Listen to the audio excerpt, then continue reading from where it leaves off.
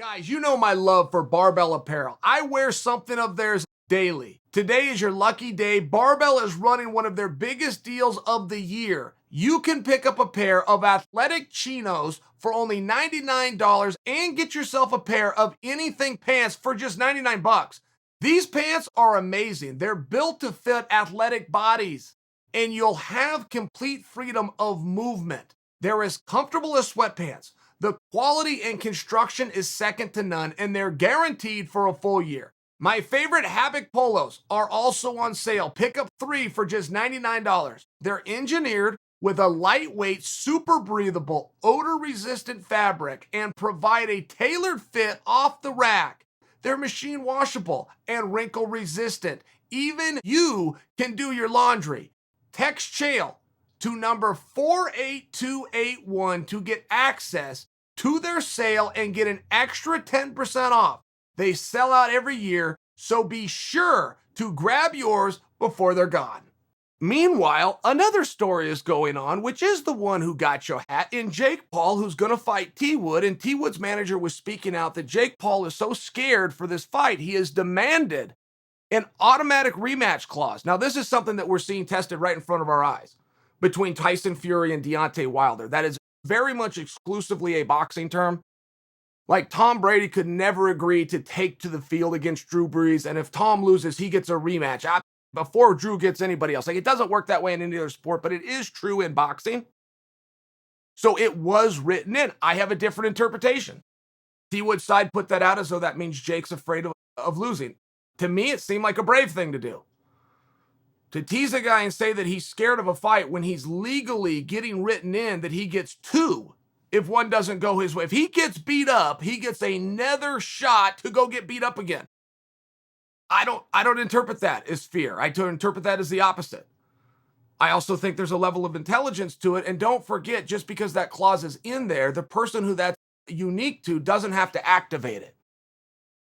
Meaning, if Jake loses to T. Wood, he could choose to activate the clause and bring back in T. Wood. He could look at it and go, man, I bit off a little bit too much. Bring me someone else. Good job, Tyron. It's one of those things. And I just don't want you guys to misunderstand it when you go out and read this.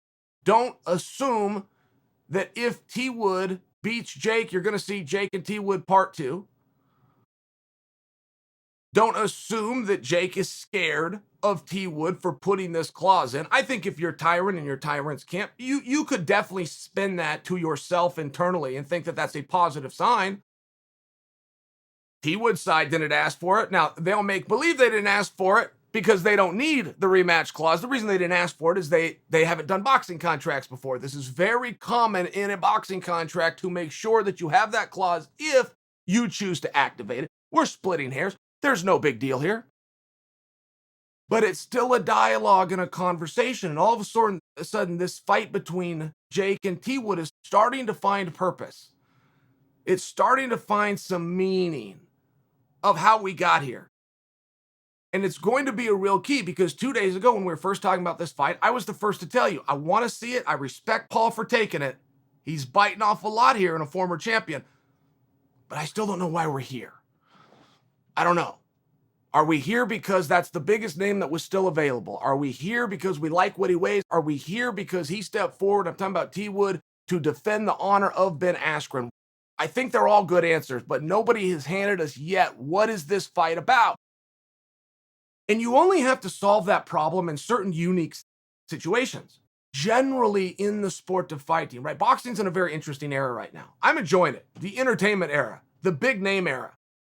Some purists just can't stand it, can't believe we're here. I got to tell you, I'm having a lot of fun with it personally. And I'm a boxing fan. I like the purist side of it. I like getting to a championship of contender. I like that. I just also like this. I like what we're seeing right now. But to come back and tie my points together in a typical situation, it would be very obvious what this is about. This would be one step closer to getting to your goal, which is the championship, or it would be a championship match where we already know what it's about, which is the #1 ranking in the world. When you bring in 2 guys who are interesting and 2 guys who are tough and 2 guys who want to fight, great. You got a lot of the right pieces, but you don't have them all. It's like having the right tool, but you're holding it by the wrong end. We're close. We're very close here. We just got to turn it a little bit, and then we can have this tool do its job and make this tool work. So it's one of these situations where I feel as though Logan and Floyd are running out of time. I think that the commission coming out and saying we're not going to sanction this because we got two big problems with it. First off, the size discrepancy, and second, the record. And you do have to listen to that to some regard. I mean, it's the oldest rule in show business, but it's still a rule, which is the show must go on. No matter what happens, you've got to get that fight to the ring, whatever it takes. Whatever happens behind the scenes, if you're a promoter and you've done your job, you get that fight to the ring. Good, bad, or indifferent, you get it in the ring. If you have a commission coming out and saying we're not sanctioning this, and they actually reference the weight, that means to the smart mark, which is us, that Logan and Floyd have agreed on a weight. Logan and Floyd have agreed to hold a weigh-in. The problem you have is, how do you enforce a rule if you don't have a sanctioning body to do it? And what I submit for you is, if weight is such a big deal and Logan's got to get on the scale at 190 pounds, by example, but he doesn't. He doesn't. In a normal situation, the commission, if he thought he was close enough to 190, could take 10%. In some jurisdictions, they could take 20.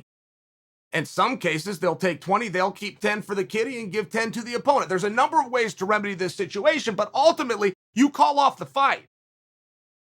Ultimately, you would call off the fight, and the commission might do it for you and go, no, you're too much of a percentage over the weight. This isn't even an option of a financial penalty to you and a question to your opponent if he'll go on. They'll just stop it. In this case, it's honor system. I don't think there's anything to see here, by the way. I'm not speculating that one of them's going to miss weight. I'm just sharing for you why having sanctioning can be helpful, because there's built-in remedies and mechanisms for anybody that violates or is in violation of the agreed-upon rules. So this isn't in hypothetical land. This is in very realistic land. If Jake misses weight, we still have to default back to the golden rule, which is the show must go on. So what would happen then? Weight is a very big deal to boxers. It's unique to boxers. Very unique. MMA guys don't really care about weight. Wrestlers don't really care about weight. The referee, they put you on a scale. Close enough. Let's go. In boxing, it's a big deal. It's a big deal all the way to the half a pound. And they have weight classes. They have 138.5 pounds. They have 143.25 pounds. That's happened before. A contracted weight, and they argued over a quarter pound. I mean, right? It gets a little bit weird, but it does matter to the boxers.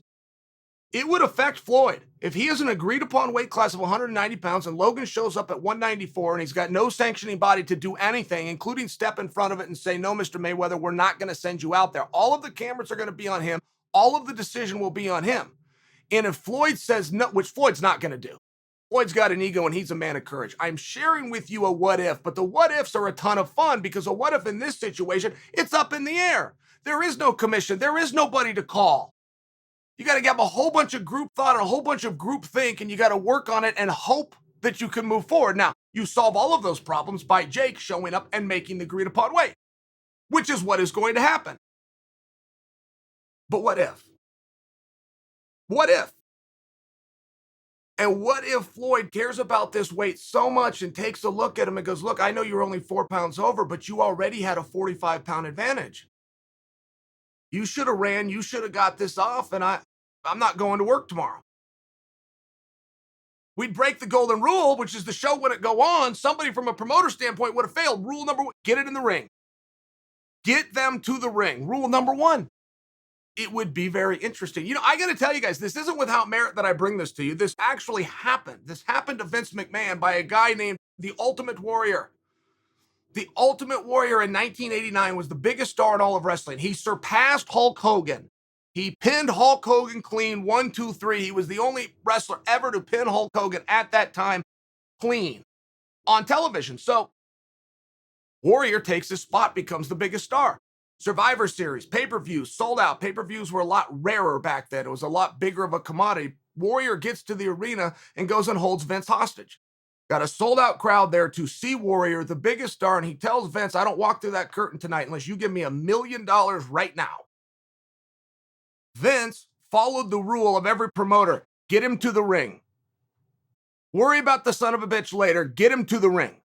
So Vince gives him $1 million check, waits for him on the other side of the curtain. Warrior comes through the curtain. Vince says, you're fired. Vince could have canceled that check and let the courts test whether he had the right or not. He didn't do it.